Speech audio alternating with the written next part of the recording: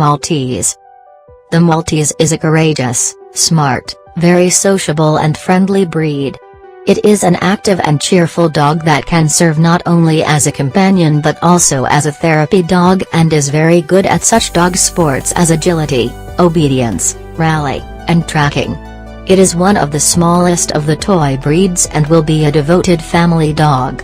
The Maltese, which is one of the most ancient of the toy breeds, has been a companion breed since its earliest times.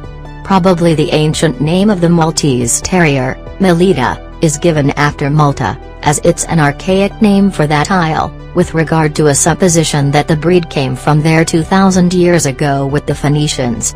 During its long history, this nimble little dog has been named as the Melita dog, ancient dog of Malta, the Roman lady's dog, the comforter, the spaniel gentle, the beacon, the Maltese lion dog, and the Maltese Terrier. Nowadays it is simply named the Maltese.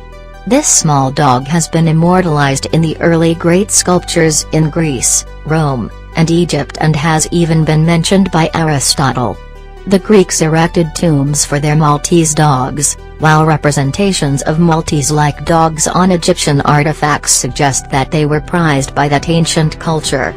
The Egyptians and, centuries later, many Europeans, thought that the Maltese had the ability to cure people and was placed on the pillow of an ill person. This inspired one of its names, the Comforter.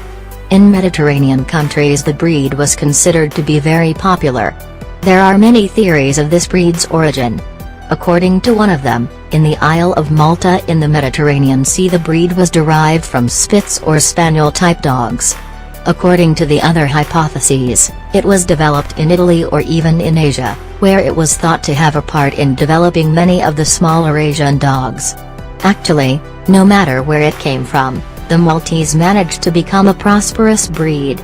By the 15th century, it was admired by French aristocrats. Within the period of the reign of Henry VIII, it was brought to the British Isles. By the end of the 16th century, the Maltese had become a favorite breed of the kings.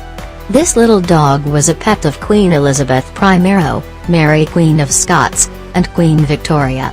Though the Maltese managed to survive the fall of the Roman Empire and the Middle Ages, it was almost annihilated in the 17th and 18th centuries when people tried to nurture a brand new breed of the Maltese of the squirrel size. After this nearly fatal experiment, breeders made an attempt to save this dog by crossing it with poodles, miniature spaniels, and East Asian miniature dogs. This resulted in forming of several new breeds. It is thought by many that Maltese are the direct ancestors of the Beacon Frise, the Bolognese and the Havanese. Many years ago, the Maltese came not only in white, but in many other colors as well. These days, however, its coat can be only white. It was Ingles breeders who nurtured the Maltese as we know it now. Many of the Maltese in the Husa today trace their heritage back to Ingles imports. Maltese first appeared in the America in the late 1800s. They were entered in the very early Westminster Kennel Club shows in the 1870s. The Maltese was recognized by the American Kennel Club in 1888 and by the United Kennel Club in 1948. Since then, the breed has become quite popular. The Maltese is one of the most popular breeds at dog shows, and wins the toy group regularly. The Maltese is cheerful, nice and sociable and people-oriented companion dog.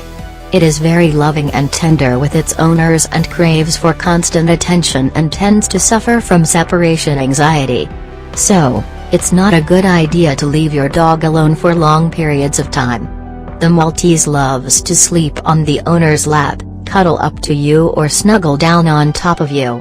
The Maltese gets along better with older children and is not recommended for families with small children as this breed won't tolerate rough play or teasing and might even bite a child. This breed will be a good watchdog, but can bark too much.